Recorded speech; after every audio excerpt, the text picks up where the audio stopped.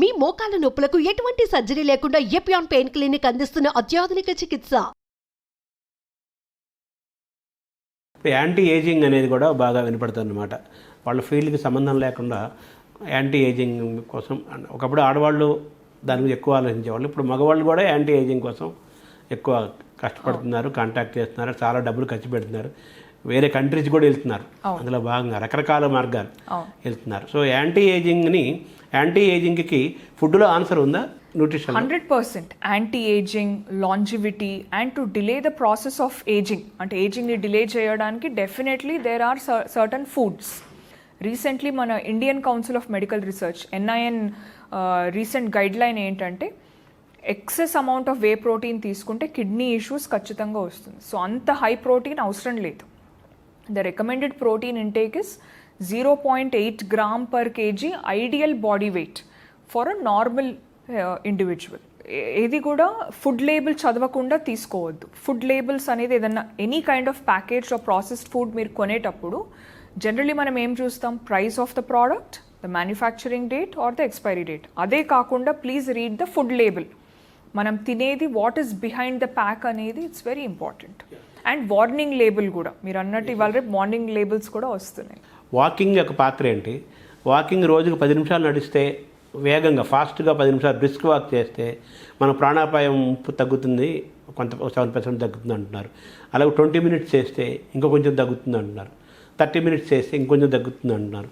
అలాగే రోజుకి 8,000 అడుగులు అని, 10,000 ఫీట్ వాకింగ్ అని, ఇలా రకరకాలుగా మాట్లాడుతుంది. ఇదంతా కూడా మన లాంగివిటీని పెంచటము, ప్రాణాపాయం రాకుండా చేయటము అని అంటున్నారు కదా.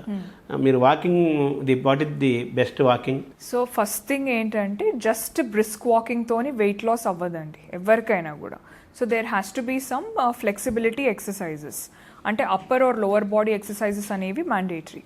But walking definitely helps. ఇప్పుడు నార్మల్ వాకింగ్ కాకుండా బ్రిస్క్ వాకింగ్ చేస్తే అంటే స్వెట్ రావాలి, అంటే కొంచెం ఫాస్ట్ వాకింగ్ ఉండాలి. అంటే బ్రిస్క్ అంటే the movements have to be very swift. So brisk వాకింగ్తోని definitely there is proven evidence, అంటే సైంటిఫిక్ ఎవిడెన్స్ ఏంటంటే longer life span, it increases longevity and all. But weight loss just with walking అంటే కాదు. Along with walking, they should do some proper physical activity, upper and lower body exercises. It could be cycling, running, jogging, sweat ravali ekkuva. So brisk walking can be done for at least 30 minutes. 30 minutes is enough. But World Health Organization aim state chestundante for each age group there is a different time anamata.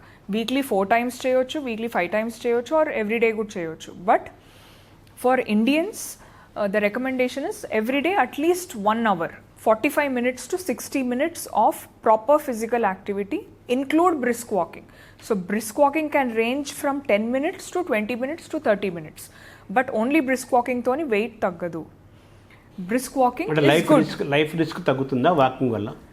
Life risk అంటే yes, longevity increase అవుతుంది, అంటే life span అనేది increase అవుతుంది. ఈ వాకింగ్లో భాగంగా 10,000 అడుగులు నడవాలి, 10,000 feet per day అని ఒకరు అంటున్నారు. సైన్స్ 8,000 ఫీట్ పర్ డే అంటున్నారు. ఇది what is correct? Randomly somebody quoted that figure అండి. ర్యాండమ్లీ మీరు చెక్ చేస్తే 10,000 ఫీట్ తనకు ఆ నంబర్ నచ్చి దే జస్ట్ కోటెడ్ 10,000 ఫీట్ చేస్తే చాలా మంచిదని. So everybody started thinking that is good అని. But for each person it differs. ఇప్పుడు ఆస్తమా ఉన్న వాళ్ళకి నేను 10,000 మీరు చేయాలి అని నేను చెప్పలేను కదా. So it differs from person to person. So మీరు ఎంతవరకు చేయగలగరు అనేది అది మీకు తెలుస్తుంది. For each person it has to be individualized and personalized. Walking is definitely good, మీ హెల్త్కి చాలా మంచిది. అది కూడా ఫ్రెష్ ఎయిర్లో చేయాలి, not in some AC rooms or in closed area. It should be where there is lot of greenery. Okay, so and మంచి shoes వేసుకోవాలి, వాకింగ్ షూస్ వేసుకోవాలి, బ్రిస్క్ వాకింగ్ ఉండాలి. You have to sweat it out and you have to have proper breathing. So అలా ఉండాలి. So these are some of the factors. Floor కూడా, yeah, floor is also important. So it can range between 20 minutes to 30 minutes. అందులో మీరు ఎన్ని steps అయినా cover చేయొచ్చు. One important thing ఏంటంటే walking is definitely good for your health. అది మన హెల్త్కి మంచిది, మన ఆక్సిజన్ లెవెల్స్ ఇంక్రీజ్ చేస్తుంది. దానివల్ల there is proven science that longevity also increases. But వాకింగ్తోనే వెయిట్ దిగుతుంది అంటే no, just with walking weight తగ్గదు. హార్ట్కి మంచిది అంటారు, అలాగే బ్రెయిన్ న్యూరలాజికల్గా మంచిది, ఈ డిమెన్షియా రాకుండా ఉండడానికి వాకింగ్ ఉపయోగపడుతుంది అంటారు. So walking is best, but మనకుండే కండిషన్స్ బట్టి మనం చేసుకోవాలి. అయితే 10,000 feet 8,000 feet అనేది ఏం చెబుతున్నారంటే ఒకేసారి వరుసగా నడవకపోయినా పర్లేదు, ఇన్ డే ఎప్పుడైనా పర్లేదు, ఓవరాల్గా రోజుకో 10,000 అడుగులు నడిస్తే మంచిది. త్రూ అవుట్ ద డే ఎంత ఫిజికలీ మోర్ యాక్టివ్ ఉంటే అంత బెటర్. అంటే you should move more. Sugar విషయంలో డయాబెటిక్ అవుతున్నారు కదా, అవాయిడ్ వైట్స్ అనేది కదా స్లోగన్ మనం వింటున్నాం. అందులో భాగంగా షుగర్ వద్దంటున్నారు. షుగర్తో కంపేర్ చేసుకుంటే బెల్లం మంచిది అంటున్నారు. ఇది ఎంతవరకు కరెక్ట్? సో వైట్ షుగర్ కంటే జాగరీ బెటర్ అని చాలా మంది అంటున్నారు. ఎందుకు? వైట్ షుగర్లో జాగరీలో the calorie value is the same అండి. రెండిట్లో the calorific value is 100% same. Only difference ఏంటంటే జాగరీలో సమ్ ఐరన్ కంటెంట్ ఉంటుంది కొంచెం, అందుకు they say jaggery is better than sugar. Otherwise the calorie value is 100% same. So sugar అయినా, jaggery అయినా, honey అయినా or any other natural form of sugar, it is still the same. Calorie value won't change, it is the same. ఉట్టి బెల్లంలో మనకు కొంచెం iron content ఎక్కువగా ఉంటుంది compare to sugar, that's it.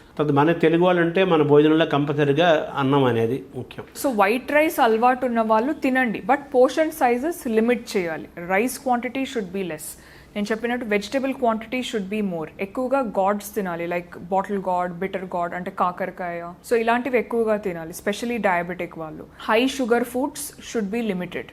Anything like white foods మీరు అన్నట్టు limit white rice, white maida, white salt, that should be limited. Completely avoid చేయడం ఎవరికైనా కష్టం. అట్లీస్ట్ పోర్షన్ సైజెస్ తక్కువ చేయండి. దాల్ ఎక్కువగా తినండి, and it shouldn't be a plain dal. Some leafy green should be there in the dal, అంటే palak dal, methi dal, some leafy vegetable should be there in dal. Avoid papads, avoid pickles.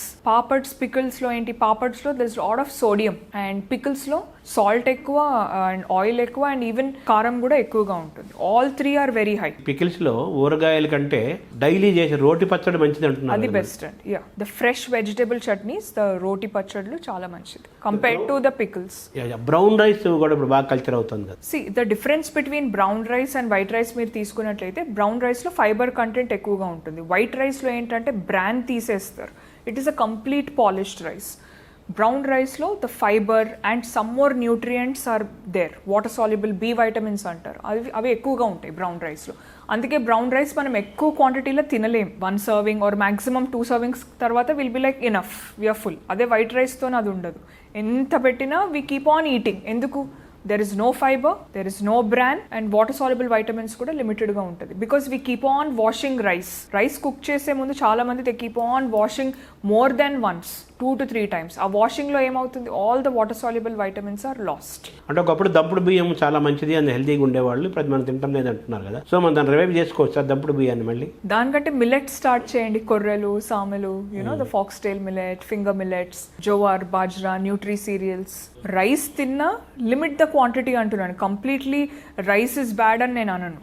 I will say portion sizes matter a lot, moderation is the key అంటాను. Balanced diet అని మనం ఎందుకు అంటాం? ఏదైనా మనం బ్యాలెన్స్లో చేస్తే we can prevent diseases. So coffee చాలా మంచిది, హెల్త్కి చాలా మంచిది అని కొంతమంది చెబుతున్నారు. అందులో బ్లాక్ కాఫీ ఇంకా మంచిది అంటున్నారు. ఇది కూడా ఒక కన్ఫ్యూజన్ ఉంది, ఎలా చూడాలి? See black coffee is not harmful if it is taken in limited amounts. Black coffee కూడా 10 cups తాగితే మంచిది అని నేను ఎవ్వరు చెప్పరు, నేను కూడా చెప్పాను.